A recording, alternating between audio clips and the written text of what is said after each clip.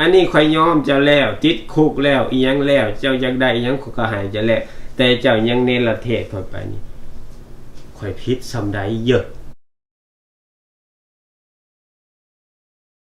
បីតាបងស្រីក្មួយអីគឺពិបាកទាំងអស់គ្នាចាមកក្នុងគ្រួសារយើងនឹងហើយរឿងខ្មែរយើងក៏គេឈឺចាប់នឹងរឿងចឹងដែរទាំងអស់គ្នា At the age of 16 I committed an offense that landed me in prison which resulted in me being placed on the list of deportation so I'm affected personally by that not just me but also my kids now. They came here assuming that they're already American, you know. I mean, living the life, growing up, knowing the culture, and then turning around doing something minor or major and, you know, thinking that they were finished serving their time to, you know, whatever state or county they committed the offense in, and to turn around and find out that they have to deal with something totally different that, you know, is just pretty much life-shaking. And it really broke us apart because before he left, he had family of his own.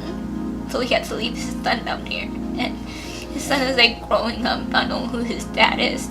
I don't want them, you know, to see that taking me back and then the next thing, you know, what my father do wrong to take me, you know. I don't have the chance to you know, to explain that to my daughter, okay?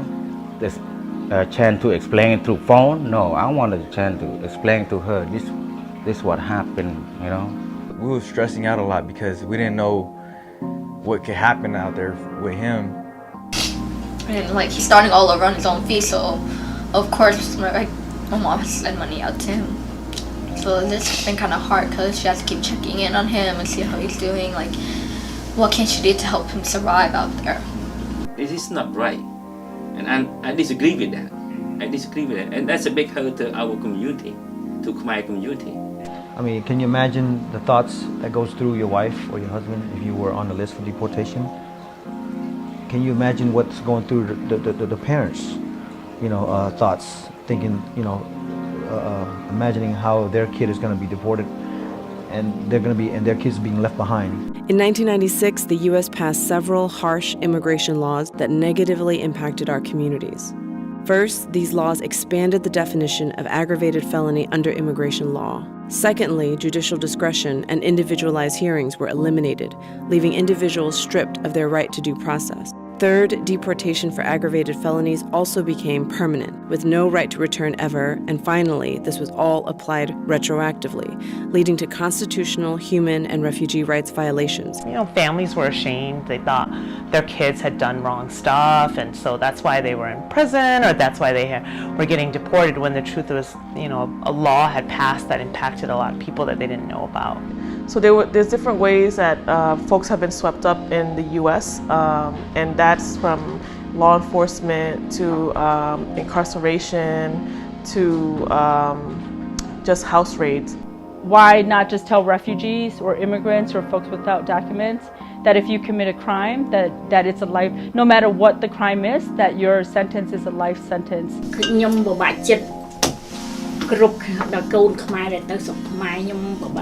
ឃើញខ្ញុំពិបាកខ្លាំងដល់ហ្មងនឹកឃើញថាកូនគេកូនខ្ញុំទៅស្រុកខ្មែរនឹកឃើញថាមិនដឹងរស់ស៊ីអីប៉ុន្តែឥឡូវនេះកូនខ្ញុំហ្នឹងវាបានធ្វើគ្រូបរៀនប្រហាត់កូនក្មេងដើម្បីកុំឲ្យកូនក្មេងជំនាន់ក្រោយហ្នឹងធ្វើកាក់ឲ្យខុសតែខុសមួយដងគឺខុសមួយជីវិតដែលយើងដើរផ្លូវខុស You know, to say that you will deport someone is, like he's saying, it's like you're ripping someone away from a body, a community, right?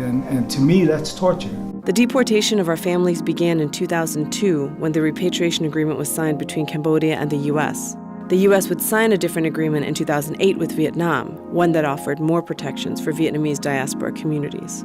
Oftentimes the misconception is that the answer that we're given whenever we talk to someone is, I'm undeportable. You know, Laos doesn't accept anybody back. And so sometimes it's not taken as seriously as I feel like it should be because, you know, the State Department is always in works to try to change that.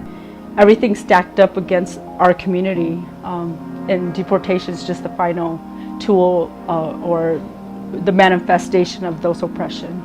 Tôi nhớ lúc tới chờ nó sẽ đi tàu tôi ở xa ở sầu lên nó lại là của anh nè của chỉ bố xa ra cá vì hạt tiền giờ vì cha của chị cá giờ vì hạt tiền mình nhỏ thả hạ mình nhỏ chó sư hôm nay chúng ta sao ta xong rồi chui đi ta cô chúng tôi có nên xa cái này mình cồn để làm miền đường giống á thì là nấu tầng ngày phải chui kia giống thì mấy ai chui để bạn nên nấu giống đó đó mình chẳng ở kề chỉ chặt đôi khi nhom tiệt đó chẳng ở kề chẳng.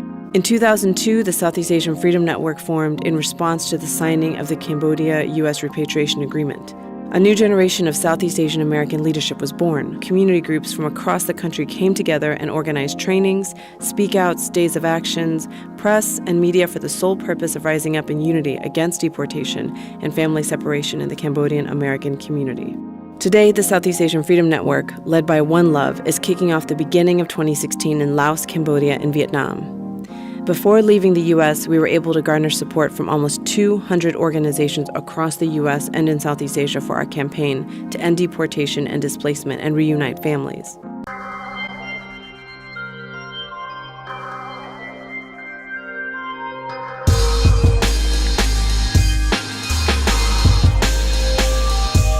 I was taken from my family, abandoned by the government. They took away the man in me and gave my kids the punishment. My baby's growing up, living life with just the memories. Daddy's not around, I always ask, will they remember me? My goal was to protect you and provide for you a better day. That I was denied, they lied and took that right away. Blindsided by the system, robbed of my innocence. They say I'm not a human, so they labeled me an immigrant. What the fuck is justice if I'm ripped apart from all I had? Gave my all to Uncle Sam and now he became their foster dad. But welfare can't wipe tears, food stamps don't buy love. The absence of a father gives them nothing to be proud of. I feel I've lost myself since the moment I lost you. All alone in this world and there's no one to talk to.